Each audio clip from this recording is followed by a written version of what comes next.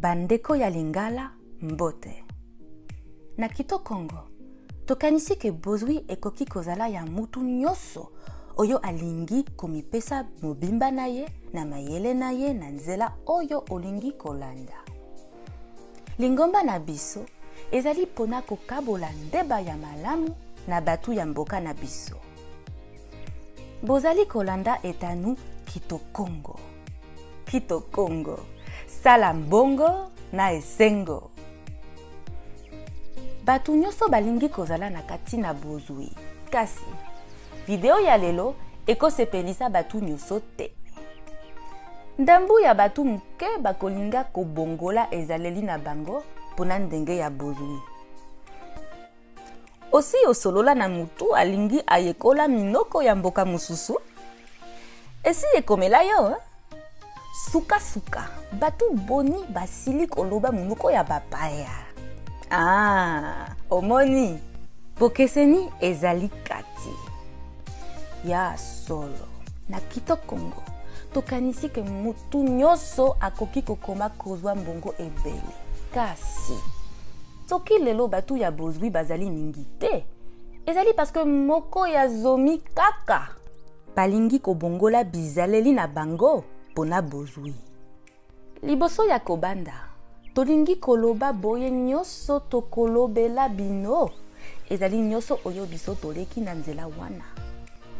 Nyoso oyo tolobeli bino, ezali mpote bokweya na libulu te, mpote bokende ndenge ya lombango. Tokoki kobanda, bizaleli zomi oyo ekozangisa yo bozwi. Ya liboso, ozozela Nzambe asala. Soki okanisi Nzambe akopesa yo vi ya bozwi, lelo na lobi, mpo osambelaki na minute muke banda tongoti na pokwa, omikosi. Miracle wana, okozela baposo, basanza, bambula, to vi na yo mobimba, okozela ti, okolemba. Yo sala nde musala, mpe mapamboli ekolanda yo.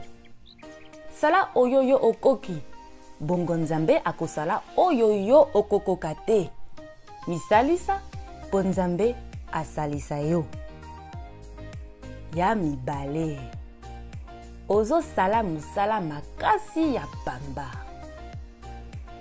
Komema mikumba ebele tokotelema mukolo mobimba na musala kosala lokola mashini, ezolakisa makasi na yo. Kasi, ezolakisa te mayele na yo pona business na yo etambola. Okanisi ke po makambu na yo esimba, esengeli osala musala makasi, soki te okozwa te. Ebandeli eza solo, suka eza lokuta. Soki ezalaki ya solo, basali na libulu ya minya katanga, to basali ya izini ya Bangladesh, mbele bakoma na bongo ebele. Eza ndenge wana te. Kosala musala makasi, eza na tina te soki otie mayele na musala te. Yango ememi biso na ezaleli ya misatu. Ya misatu. Okanisi oyebi nyoso. Batu oyo bakanisaka bayebi nyoso baza ebele. Soki oyebi mwa eloko muke, esengeli obeta lisolo esika nyoso okokende pe na batu nyoso oyo okokuna na bango. Batu ya boye, bazwaka te. Lolenge mususu ya kokanisa ke oyebi nyoso, ezali kotika koyekola. Soki oyebi kotanga pe ozali na connexion ya internet, okoki koyekola makambu ebele.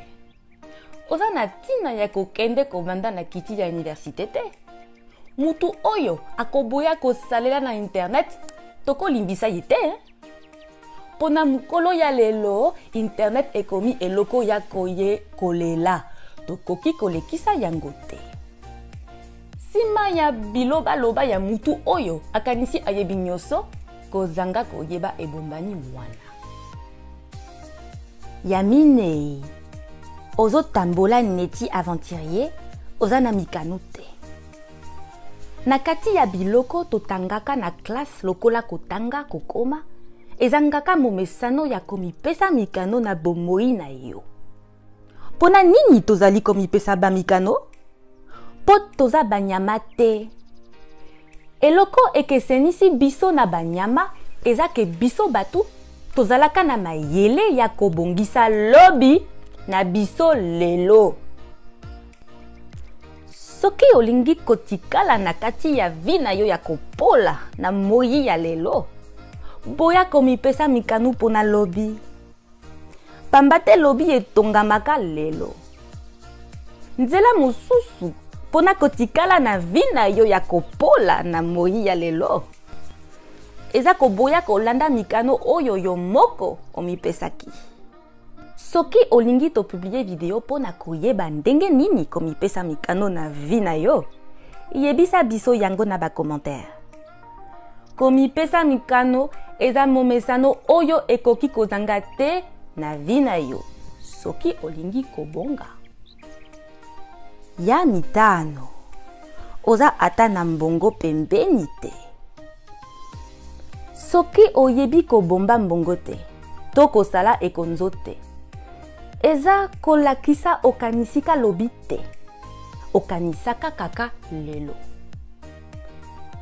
Kokanisa te pona kobomba mbongo, kozala nango ebele. Koyeba kobomba ya liboso, ezali kobomba bilei. Etatu ya lingala elobi te, kolia noki kotumba munoko. Soki obosani lobi, oza kanisaka kaka lelo. Ezo lakisa ke oyebi ke batu mususu bakosunga yo, bakopesa yo bilei to mbongo. Nzoka vi wana ya kotalela batu mususu mpe ya bisenga-senga to matolo yango nde ezali koboma mboka. Vi wana ya sopeka mabe, sombela ngai, pesa ngai, kabela ngai. Ezo zongisa famille pe communauté na yo sima. Ya kokamwa ezake, esoka yo ata mkete. Vi ya kosenga-senga.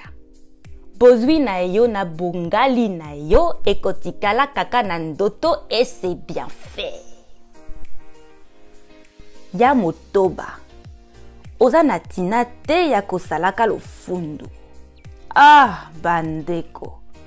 Eloko oyo nde ezoboma biso. Tina ya komila kisa ke ngai nde nazali na mbongo, ngai nde nalataka bilamba ya mutuya, ngai nde mukonzi. Nzela wana nde ekomema yo na ndaku ya banyongo, business ya mabe.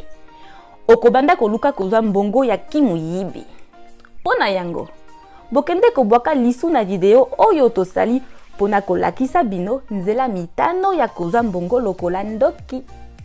Bofungola na esikoyo. Ndeko. Tika basapatu wana ya talu na basemeli ya nini ya mutane. Eleki kutu talu ya ndaku na yo.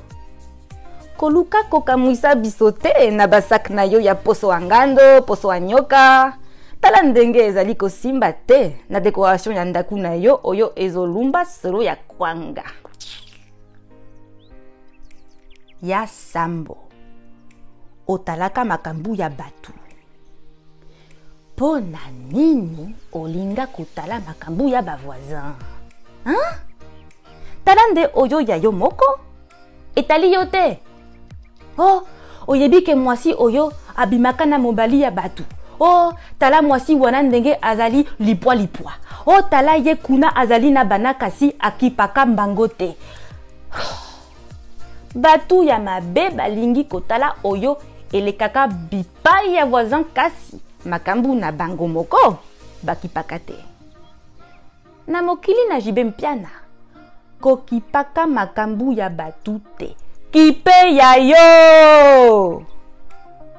Kolekisa tangu na bango na makasi na bango na masolo ezanga tina. Songi eza komema biso na mulimu ya kokabwana mpe ya kozanga boyokani. Okoki kosala business moko ya malonga te soki oza na esprit ya masolo. Ya mwambe oza jaloux. Limbisa na lingala oza na zuwa. Soki vi ya batu oyo bazwi esepelisaka yo te, yo oza na motema ya zuwa. Zuwa na yo ekopesa yo makanisi ya mabe oyo ekokomisa yo biloba loba pe ekokimisa batu nyonso oyo bakokaki kosunga yo. Zuwa ezali eloko mabe pona makasi mpe molimo na yo. Mai na mafuta esanganaka te. Bozui na zuwa etambola esika moko te. Ya libwa oza na bopeto te. Bopeto eza nini? Tokoki kolimbola yango lokola momesano nyonso ya malamu pona bokolongono ya mutu na kati na nzoto mpe na kati ya makanisi. Tala kutu. Kombo oyo ezali mwa pasi po ososola yango na lingala. Ososoli malamu soki elakisi nini? Kozanga bopeto ezali kozanga discipline po kozala malamu na bomoi na yo. Kozanga bopeto ezali kolia misuni na biloko ya kokalinga ti na niveau ya kokoma munene pe kobela maladi ya goutte. Kozanga bopeto ezali mpe kozanga kosala gymnastique. Soki bokolongono na yo eza mabe ndambu munene mpona bozangi bopeto mpe kobakisa lokola ovandi na kisasa. Nyonso oyo nalingi koloba esengelemi ozala na mbongo mingi pona kokende komisalisa na mikili. Te! Ozali na mbongo mingi te. Yango wana, zwa bokolongono na yo na maboko, zala na bopeto. Yazomi, olingaka kaka profesi ya basantu. Motu moko te abonga na vi na ye na koyokaka masapo ya basakoli ya lokuta oyo baza kopambola lelo mpe lobi bango wana baza kokanga bamama bokilo bandoki.